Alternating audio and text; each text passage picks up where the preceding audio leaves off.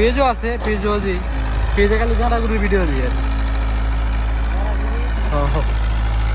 আর channel হইতে normal income আগেরটার মধ্যে হইতো, অনেকটার মধ্যে ও কিন্তু ছোটো চ্যানেল না, আমার বেশিও না, একটা গেছে সাসপেন্ড হয়ে গেছে।